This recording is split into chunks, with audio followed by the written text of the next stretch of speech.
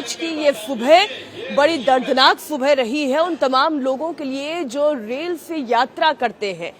मृतकों का आंकड़ा बढ़ चुका है, ये आंकड़ा बढ़कर अब 18 तक पहुंच चुका है। जी हां, जिस तरीके की भगदड़ मची नई दिल्ली रेलवे स्टेशन पर, उसके बाद लोगों के मन में एक डर जरूर बैठ गया है कि जिस रेल को वो अपनी यात्रा का सबसे बड़ा और सबसे सुगम साधन मानते थे, क्या वो भी उनके लिए सुरक्षित नहीं है।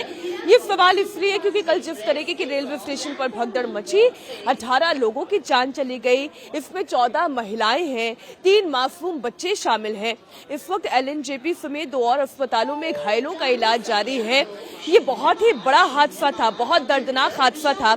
इस वक्त मैं जहां पर मौजूद हूं, आप ठीक मेरे पीछे देख सकते हैं, एक प्लेटफॉर्म नंबर 15 के लिए रास्ता जाता है, दूसरा प्लेटफॉर्म नंबर आगे देखिए 16 के लिए रास्ता जाता है। और उस वक्त जब यहाँ पर भगदड़ मची, बड़ी संख्या में यात्री दोनों ही प्लेटफॉर्म्स पर मौजूद थे। और सिर्फ प्लेटफॉर्म पर ही नहीं, इस वक्त जहां पर हम मौजूद हैं, जहां से अलग अलग प्लेटफॉर्म के लिए रास्ता जुड़ता है, यहां पर भी बड़ी संख्या में लोगों की भीड़ मौजूद थी। पहले कहा यह जा रहा था कि ट्रेन का अनाउंसमेंट हुआ, प्लेटफॉर्म बदलने की बात हुई और उसके बाद एकाएक यहां पर भगदड़ होने लगी। लेकिन अब जैसे जैसे करके जांच बढ़ती जा रही है, ये जानकारी निकलकर सामने आ रही है कि इस तरह की मात्र अफवाहें हैं, कोई प्लेटफॉर्म बदलने की बात नहीं हुई थी। शुरुआती जानकारी में ये पता चल रहा है कि 2 ट्रेन लेट हो गई थी। भीड़ धीरे धीरे करके यहाँ पर बढ़ती चली गई और इतना बड़ा हादसा हो गया। अमित मेरे सहयोगी लगातार जुड़े हुए हैं, उन्होंने बहुत सारे यात्रियों से बात की। अमित, इस वक्त जितनी भी जानकारी आपके पास से आप जरा दर्शकों को दें, क्योंकि ये लगातार चर्चा होती रही कि प्लेटफॉर्म चेंज होने की अनाउंसमेंट हुआ और उसके बाद भगदड़ हो गई। जाहिर है बहुत ही बड़ा दर्दनाक हादसा ये हुआ है अमित, और इसमें जिस किसी की भी गलती है, जहां कहीं भी लापरवाही है, उनके खिलाफ सख्त से सख्त कार्रवाई करने की आवश्यकता है। मेरे सहयोगी इला काजमी और भास्कर मिश्रा, मेरे सहयोगी इस वक्त लाइव जुड़ गए हैं एलएनजेपी अस्पताल से। मेरे साथ भास्कर जुड़े हुए हैं। भास्कर, इस वक्त घायलों की संख्या कितनी है और उनकी स्थिति क्या है, और क्या केवल एलएनजेपी अस्पताल में उन्हें भर्ती कराया गया है या कुछ और अस्पतालों में भी उन्हें ट्रांसफर किया गया है? बिल्कुल भास्कर, आप बने रहे हमारे साथ। इला, मैं आपके पास भी आ रही हूँ। उस वक्त जब यहाँ पर भगदड़ मची थी, आपका नाम क्या है? मेरा नाम बलराम है। बलराम, उस वक्त जब यहाँ पर भगदड़ मची थी तो क्या यहाँ फुटओवर ब्रिज पर भी बहुत ज्यादा भीड़ थी? इसी पे भीड़ थी, सीढ़ियों पे भीड़ थी।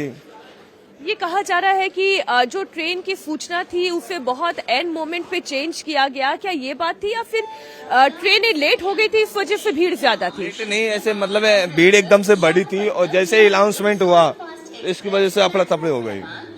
क्या अनाउंसमेंट किया गया था? स्पेशल का। कौन सी ट्रेन लेट हुई थी? लेट ऐसा कुछ नहीं है। हुआ क्या था यहाँ पर एग्जैक्ट? भीड़ की वजह से हुआ था। अमूमन कितनी भीड़ रहती है इस प्लेटफॉर्म पर और कल कितनी भीड़ थी? मेरे को करीब 15 साल हो गए, लेकिन मैंने पहली बार भीड़ देखा इतना। मेरी लाइफ में पहली बार भीड़, इतनी भयंकर भीड़ मैंने कभी नहीं देखी। इतनी यहाँ पे जो लोग थे वो सारे प्रयागराज जाने वाले इकट्ठा हो गए थे या कई और स्टेशन की तरफ जाने वाले भी थे? कुछ थे और जाने वाले कुछ थे, लेकिन बाकी कुंभ के लिए ही थे, प्रयागराज के लिए। तो जब यहाँ पर भगदड़ मची तो क्या पुलिस की तरफ से कोई मदद थी यहाँ पर? आई थी, लेट आई थी। जो जीआरपी पुलिस है उसकी तरफ से कोई मदद थी? आ गई थी ना उस टाइम, उसी ने तो मदद की थी।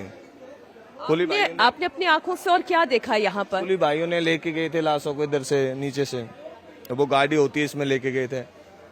एकदम से धीरे धीरे हमने जो वही मदद वही की थी। प्रशासन ने भी काम करा है रात को, प्रशासन कुलियों ने, जो भी यहाँ के आसपास के सबों ने हेल्प करी। हेल्प का मतलब जो भी दुर्घटना हुई गलत हुई, लेकिन उसके कारण। लेकिन अचानक से भगदड़ हुई क्यों? क्योंकि भीड़ तो होना रेलवे स्टेशन पर आम होता है। प्लेटफॉर्म चेंज की वजह से एकदम से इतना भीड़ बढ़ गई, क्योंकि इसी टाइम के कुंभ की गाड़ी प्रयागराज मगर जाने वाली भी ट्रेन थी, महाकुंभ की पब्लिक अलग, तो उसके अंदर एक दूसरे के पांव फिसले, एक के ऊपर एक रनिंग चलती गई। तो आप ये कह रहे हैं ये जो सीढ़ियाँ थी, इस सीढ़ियों पर भी बहुत लोग थे और यहीं पर क्या लोग बैठे हुए भी थे? नहीं, बैठे नहीं खड़े थे, बैठे नहीं खड़े थे। भीड़ में माए नहीं खड़े, बैठे कौन रहेगा, माए नहीं थे इधर।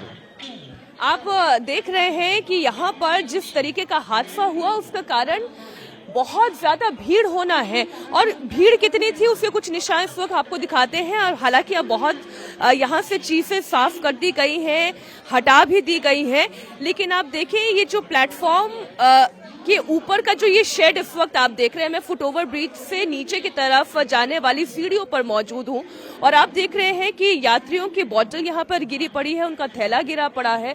आप थोड़ा सा आगे बढ़कर देखेंगे तो वहां पर खाने का सामान भी गिरा पड़ा है, जो सीधे तौर पर ये बता रहा है कि यहाँ पर अच्छी खासी भीड़ उस वक्त रही होगी।